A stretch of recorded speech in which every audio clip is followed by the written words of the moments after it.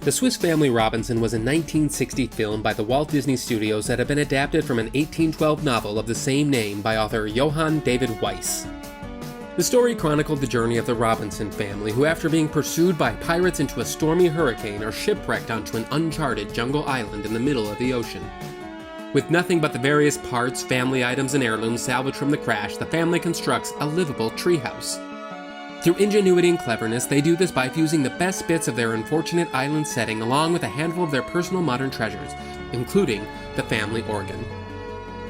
Throughout the film, the family explores more of the island and ocean, becoming more acquainted with the local wildlife and inhabitants, and even other captors before attempting a daring escape. The film was shot on the island of Tobago, where they constructed the actual treehouse. The treehouse was a cherished prop for the local residents and tourists there until it was destroyed by a hurricane some years later. The Swiss Family Robinson debuted in 1960 to positive acclaim and popularity, quickly becoming the highest-grossing film of the year. It was one of Disney's most adventurous films yet, and Walt thought a recreation of the treehouse would be perfectly at home within his park at Adventureland. After all, since opening day, Adventureland had only had one attraction, that being the Jungle River Cruise, and it needed some supplemental experiences. Every child wanted a treehouse of their own, Walt had remarked, a huge one like the Robinson family had had, full of energy and play. And Walt was going to build one. The roots of this story began in 1960 with the film, but the true growth would happen in 1962, when the Swiss Family Robinson treehouse came to Disneyland. Well, if I had it to do over again, I think, no, I don't think I would.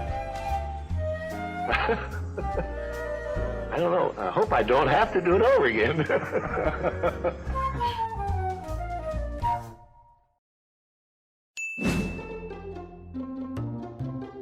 The year is 1962, and John Glenn has broken the atmosphere to become the first American man in orbit, circling the planet 3 times before coming back down to Earth. While folks at home watch as Jack Paar passes the Tonight Show baton over to the brand new host, Johnny Carson. And audiences are taking a long look at the drier side of World War I in David Lean's masterpiece, Lawrence of Arabia. And Disneyland is consistently growing. Pretzels and peanuts and popcorn, this was your typical theme park cuisine, but in 1962, fine dining became part of the Disneyland experience. It was simple enough to traverse the park and easily find snacks from carts or more traditional quick-service meals that could be eaten swiftly. However, there wasn't quite an option for the true sit-down, experiential dining that became a staple of the Disneyland visit until this new enterprise opened in 1962. Guests upon immediately entering Adventureland would find the food option of the brand new Tahitian Terrace.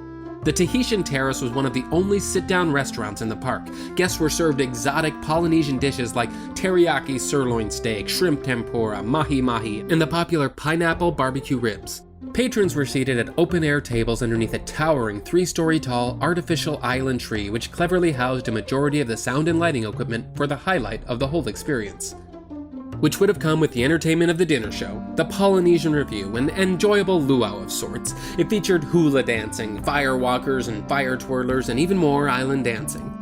The adoration for the Tahitian Terrace would steadily rise as the allure of tiki life and tropical living was ever increasing in America. Also in 1962, a new addition was coming to the rivers of America, a new section entirely. It was to be called New Orleans Square, and it would feature a variety of attractions and shops themed around the iconic port. And as the construction began, something mysterious was unveiled along the riverfront. The original Swift Chicken Plantation House was leveled, and the railroad track was diverted slightly to make space, and in its place, a pristine, plantation-style, antebellum-era manor, surrounded by a lush courtyard and an ornate iron gate. The mystery of what the edifice could hold was haunting to guests. There was simply a sign posted outside, offering post-lifetime leases to the haunted mansion. It would still be some time before tours through the ghostly dwelling would officially be offered to Disneyland guests, but until then, they could stick their faces as far as they could between the bars of the fence that surrounded the estate and get the best look possible, and just wonder about the ghoulish delight to come. And perhaps if they listened carefully, they might be able to hear the hinges creaking in doorless chambers.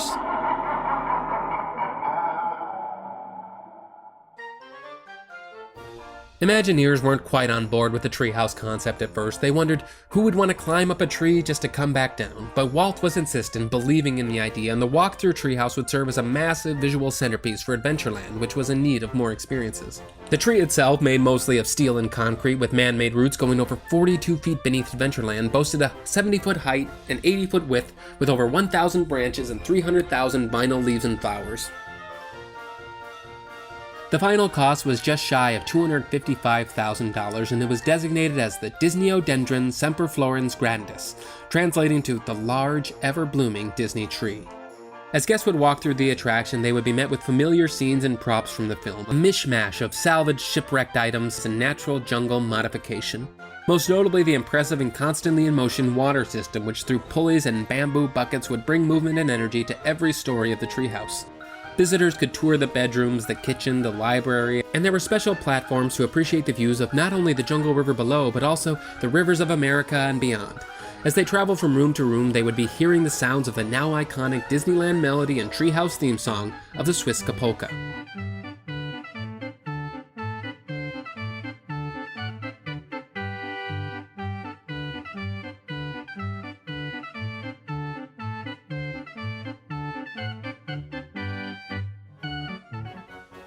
It was a long journey of 68 steps to the very top and an extra step of 69 to make it back to the ground.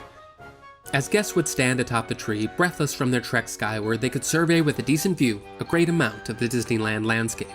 They could admire the full jungle greenery beneath them in Adventureland, the scope of the desert on display in Frontierland, and possibly the brief glimpses of fantasy and tomorrow in the distance. It would have appeared that Disneyland was already thriving, but as Walt Disney would receive the call and agree to oversee a variety of different attractions for the 1964 New York World's Fair, guests could have never known what kind of growth spurts were on the way for Disneyland and American entertainment in general. And that, my Explorer friends, was 1962. It's another short one for you guys this week, but really these years are like the calm before the boom, so stay tuned to the channel to see what that's going to look like. I'm sure you all will be tweeting about the contents of the next episode. Tweeting. Like, comment, and subscribe, hit that bell, and we'll see you next time in the Happy Place. Tiki Room is next. Bye!